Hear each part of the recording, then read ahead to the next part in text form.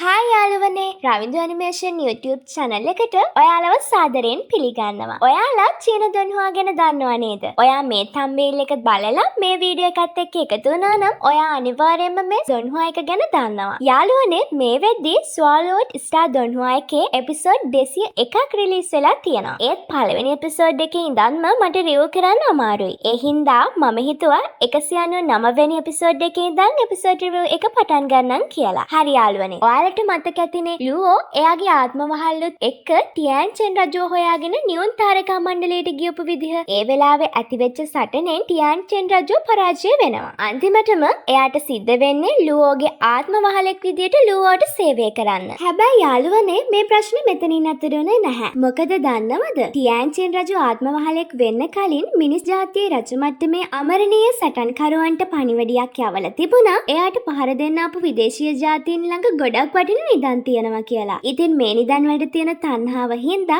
අමරණීය රජවරු පිරිසක් මෙතනට එනවා. දැන් මෙයාලා හිතාගෙන ඉන්නේ ලුවෝ දේශීය ජාතීන් පරාජය කළා ටියන්චන් රජුවත් බේරගෙන කියලා. ඒ විතරක් නෙමෙයි යාළුවනේ. විදේශීය ජාතීන් එක තනියම සටන් කළා එයාලව පරාජය කරන්න පුළුවන් වෙන නිසා ගොඩක් වටින නිදානයක් ලුවෝ ළඟ ඇති කියලා මෙයාලා විශ්වාස කරන්න පටන් ගන්නවා. ඉතින් මේ සැකේ නිසා එතන හිටපු හිමාන් රජු තවත් පිරිසක් එක්ක එකතු වෙලා ලුවෝ ළඟ තියෙන නිදන් අරගන්න තමයි හදන්නේ. මේත් එක්කම මෙතන ගොඩක් ලොකු සටනක් ඇති වෙනවා. ලුවෝ හිමාන් රජුව විනාශ කරලා මේ සටනෙන් ජයග්‍රහණය කරන්න ඔන්න මේ නීදි තමයි චීචෙන් රජු මෙතනට එන්නේ. ඔන්න යාළුවනේ මේ විදිහට තමයි Swallowed Star 198 වෙනි එපිසෝඩ් එක ඉවර වෙන්නේ. එහෙනම් අපි බලමු 199 වෙනි එපිසෝඩ් එකේ වෙන්නේ මොනවද කියලා.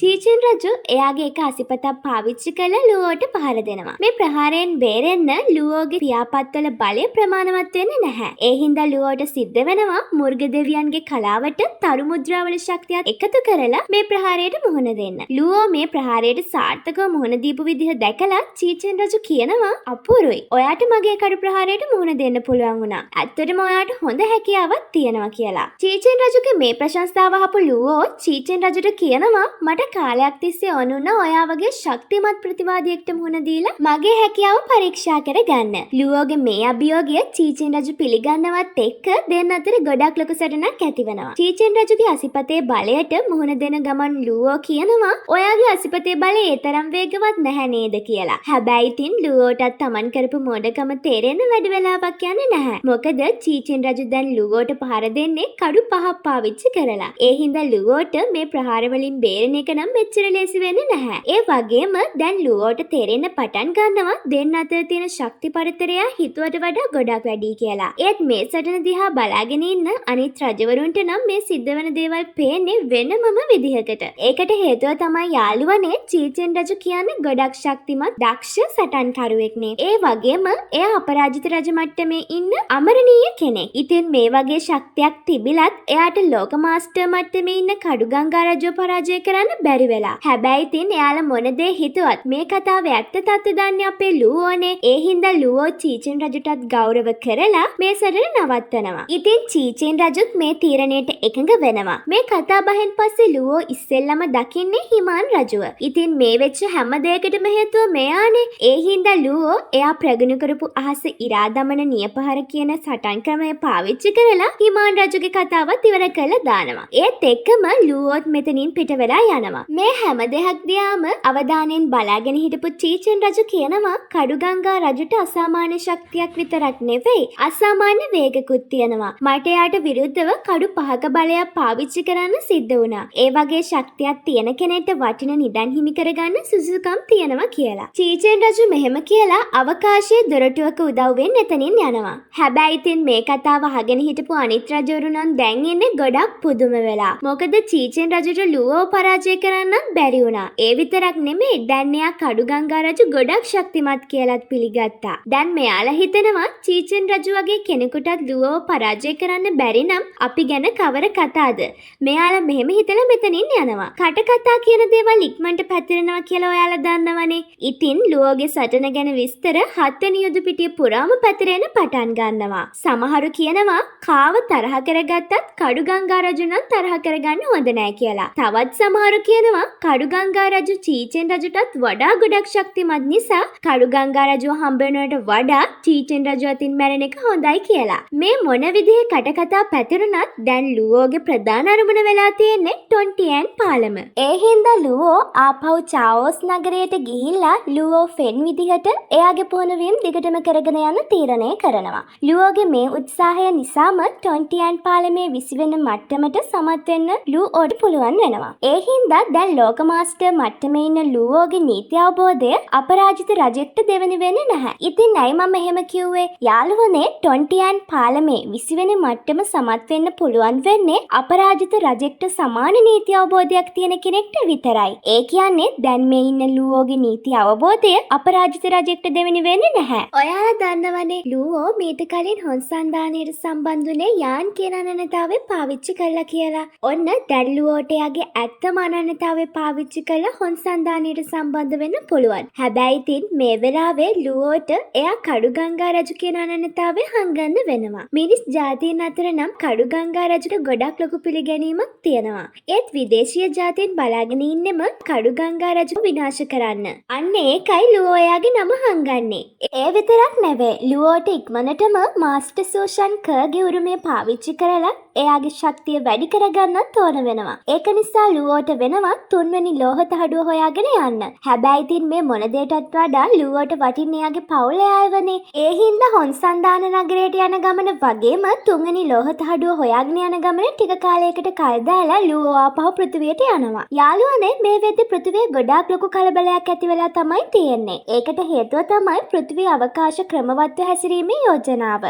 ඉතින් මේ යෝජනාව ආගමන ප්‍රධාන කාර්යාලයේ ජී.ඒ. ලී කියන ජ්‍යෙෂ්ඨ නිලධාරියා යටතේ තමයි ක්‍රියාත්මක වෙන්නේ. ඒ වගේම මේ යෝජනාව ඉදිරිපත් කරන්න මූලික වෙන්නේ මෙයාම තමයි. ඔයාලට මතක ඇතිනේ පෘථිවියේ ගොඩබිම් ප්‍රදේශවල පාලනය ලුවෝට දීලා මුහුදු ප්‍රදේශවල පාලනය අතාත්වික විශ්ව සමාගම යටතට පවරලා ගත්තා කියලා. දැන් එයාලා හදන්නේ මම අර කලින් කියපු යෝජනාව පාවිච්චි කරලා පෘථිවියේ සම්පූර්ණ පාලන බලය එයාලා යටතට ගන්න. ඒකේ පළවෙනි පියවර විදිහට තමයි පෘථිවි අවකාශයේ පාලනය එයාලා යටතට අරගෙන තියෙන්නේ.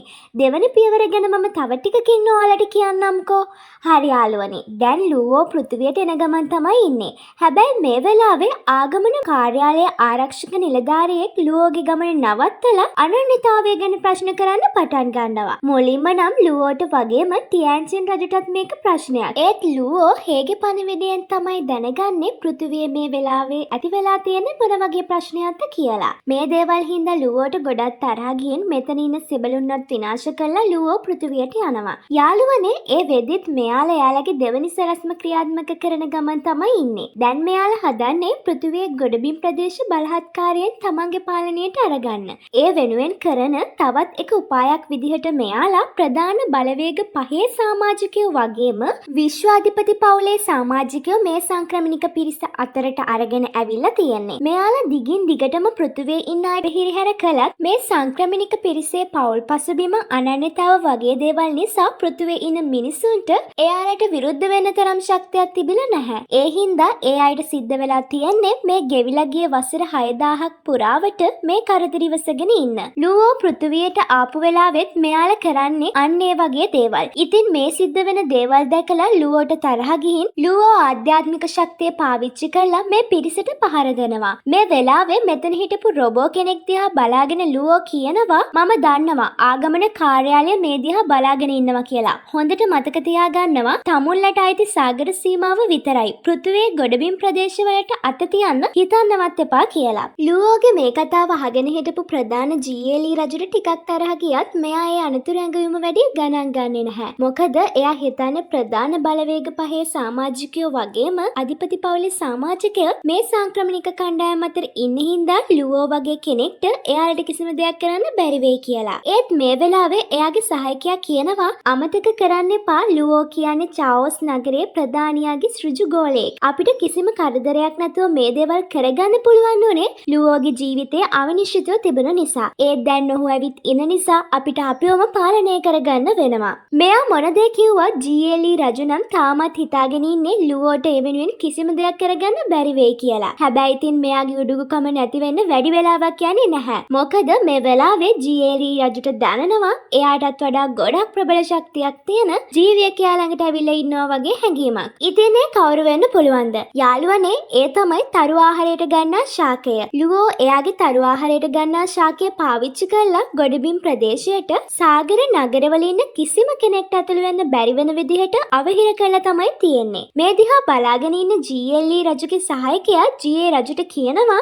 ඒ තියෙන ශාකා දහසක් තියෙන තරු ආහාරයට ගන්නා ශාකයක්. ඒකේ ශක්තිය අමරණීය මට්ටමේ උච්චතම ශක්තියක් තියෙන රජෙක්ට දෙවෙනි වෙන්නේ නැහැ කියලා. මේ කලබලස්සේ ලුවෝ නිවේදනය කරනවා සාගර නගරවල ඉන්න අයටත් පෘථිවි වැසියන්ටත් එකිනෙකාගේ දේශ සීමා උල්ලංඝනය කිරීම තහනම් කරනවා කියලා වගේම කවුරු හරි පිටස්තර දේශ සීමාවක ඉන්නවා නම් පැය 12ක කාලයක් ඇතුළත පිට වෙලා යන්න ඕන කියලා. විශේෂම දේ තමයි කවුරු හරි කෙනෙක් මේ නීති උල්ලංඝනය කළොත් ඒ කෙනාගේ ජීවිතය අවසන් කරනවා කියලත් ලුවෝ මේ වෙලාවේ හැමෝටම අනතුරු අඟවනවා. ලුවෝගේ මේ කතාව අහලා පෘථිවියේ ඉන්න හැමෝම ගොඩක් සතුටු වෙනවා. ඒ වගේම මේ නිවේදනයට බය වුණ සමහර සංක්‍රමණිකයෝ ගොඩබිම් ප්‍රදේශය අතහැරලා යනවා. හැම වෙලේම Taman ගැන අදිසක්සේරුවෙන් හිතාගෙන ඉන්න ජීඑලී රජු මේ වෙලාවේ යාගේ සහායකයාට කියනවා ලුවෝ මේ කරන්නේ බොරුවක්. එයාට මධ්‍යම ආගමන කාර්යාලයේ දේවල් වෙනස් කරන්න බලයක් නැහැ. ලුවෝ දෙපැත්තටම නීති පැනවුවත් එයා ඉලක්ක කරන්නේ සංක්‍රමණිකයන්ව. එයාට අපිට බලපෑම් කරන්න තරම් අධිකාරී බලයක් නැහැ. ඒත් මේ වෙලාවේ සහායකයා කියනවා ඔයා කිව්වා හරි. ලුවෝට ඒ බලය නැහැ. ඒත් චාවෝස් නගරයේ ප්‍රධානියට ඒ බලය තියෙනවා. මේ නියෝගය නිකුත් කරලා තියෙන්නේ චාවෝස් නගරයේ ප්‍රධානිතුමාගේ මැදිහත් වීමෙන් කියලා. ආගමන කාර්යාලය විදිහට අපිට ඒ තීරණයට විරුද්ධ වෙන්න බෑ කියලාත් සහායකයා ජීඑලී රජුට තේරුම් කරලා දෙනවා. ඔන්න යාළුවනේ මේ වෙලේ නම් ජීඑලී රජුගේ ඉවසීමේ සීමාව පැනලා වගේ නේද? මෙයා දැන් මොන වගේ දෙයක් කරයිද? යාළුවනේ ජීඑලී රජු ලුවෝ ළඟට ගිහින් ලුවෝ මේ කරපු දෙයට ලුවෝට බනින්න පටන් ගන්නවා. මේ වෙලාවේ ලුවෝ කියනවා මේ නීති හැමෝටම පොදුයි. ආගමන කාර්යාලයේ ඉහළ නිලධාරීන්ටත් මේ නීති පොදුයි කියලා වගේම තවත් ඉස්සරහට ආවොත් ජීඑලී රජුට අත්වෙන ඉරණම සංක්‍රමණිකයන්ට අත්වෙන ඉරණමට සමාන වෙයි කියලා. මේ ප්‍රශ්නේ තවත් දුරදිග අරන් ගිහින් තේරුමක් නැහැනේ. ඒ හින්දා සහායකයා ජීඑලී රජු වෙනුවෙන් ලුවෝගෙන් සමාවිල්ලලා එතනින් යනවා. මේ සිදුවීම දිහා බලාගෙන හිටපු සංක්‍රමණික පිරිසටත් තේරෙනවා එයාලා තවත් පෘථිවියේ හිටියොත් මොකද සිද්ධ වෙන්නේ කියලා. ඒ හින්දා එයාලත් පෘථිවිය අතහැරලා යනවා. යාළුවනේ මෙන්න මේ විදිහට පෘථිවිය ඇති වෙලා තිබුණ තවත් ප්‍රශ්නයක් විසඳෙනවා. හැබැයි ඉතින් මේ ප්‍රශ්නේ ආපහු කවද පටන් ගනීද කියන්න දන්නේ නැහැනේ. ඒ හින්දා ලුවෝ එයාගේ තරු ආහාරයට ගන්නා ශාකය පෘථිවියේ ආරක්ෂාව වෙනුවෙන් තියලා තුන්වෙනි ලෝහ තහඩුව හොයාගෙන අභ්‍යවකාශයට යනවා. වෙනද නම් ලුවෝ යන්නේ මාස්ටර් හූයන් බෝගේ යුන්මෝ අභ්‍යවකාශයානෙන්නේ. ඒත් අද ලුවෝ පාවිච්චි කරන්නේ තරුකුලනෙන් හම්බ වුණ ගොඩක් විශේෂ අභ්‍යවකාශයානයක්. ඉතින් තරුකුලනේ තිබුණු මේ අභ්‍යවකාශයානයේ උපරිම වේගය ආලෝකයේ වේගය වගේ 80 ගුණයක්. ඒත් බාබටා නම් ඉන්නේ සතුටින් නෙමෙයි වගේ නේද? ඒ මොකද කියනවා නම් ලුවෝට මේ අලුත් යානය තියෙන හින්දා තවදුරටත් යුන්මෝ අභ්‍යවකාශයානය ඕනි වෙන්නේ නැහනේ. ඒ ගැන හිතලා යාට දුක හිතිලා. ඒ හින්දා ලුවෝ කියනවා දුක් වෙන්න එපා. මාස්ටර් හූයන් බෝ මට දීපු දේවල් මට කවදාවත් අමතක වෙන්නේ නැහැ. ලෝහ තහඩුව හොයන වැඩේ අපි ටික කාලයකට කල් දාලා අපි මාස්ටර් හූයන් බෝගේ මිනිමරුවම හොයාගෙන යමු. මාගේ අලුත් නිදන් වගේම වස්තුන් වල උදාවෙන් මට ඒ කෙනාව විනාශ කරන්න පුළුවන් වෙයි. බාබටා මට කියන්න මගේ මාස්ටර්ව මැරුවේ කවුද? යාළුවනේ ඒ තමයි යක්ෂ අත්රජු. මෙයාගේ ශක්තිය ආරම්භක අමරණීය රජගේ මට්ටමේ තමයි තියෙන්නේ. දැන් ලුවෝ හදන්නේ එයාගේ මාස්ටර් වෙනුවෙන් යක්ෂ අත්රජුගෙන් පලිගන්න. තමන්ගේ සේවකයන්ට අමානුෂික විදිහට වද දීලා සතුට වෙන යක්ෂ අත්රජු ළඟට යන ලුවෝ එයාගේ ආධ්‍යාත්මික පීඩනය එල්ල කරනවත් එක්කම යක්ෂ අත්රජුයි එයාගේ පිරිසයි ඒ පීඩනය දරා ගන්න බැරුව වේදනාවෙන් බිම ඇදගෙන වැටෙනවා. ඉතින් මේ හමු ප්‍රහාරයට මුහුණ දීපු මේ යක්ෂ අත්රජු තාම දන්නේ නැහැනේ මේ ඉන්නේ කවුද කියලා. ඒ හින්දා මෙයා ලුවෝගෙන් අහනවා එයාගේ අතින් ලුවෝට සිදුවුණු වරද මොකද්ද කියලා. යාළුවනේ මේත් එක්කම ස්වෝල්වර්ඩ් ස්ටාර් කතාමාලාවේ 199 වෙනි එපිසෝඩ් එකත් ඉවර වෙනවා. ඉතින් මේ තමයි මගේ පළවෙනි වීඩියෝ එක. ඒ හින්දා ඔයාලගේ අදහස් යෝජනා වගේ දේවල් අනිවාර්යයෙන්ම කමෙන්ට් කරගෙන යන්න. එහෙනම් අපි ඊළඟ එපිසෝඩ් එකෙන් හම්බ වෙමු. ඔයාලා හැමෝටම සුබ දවසක්.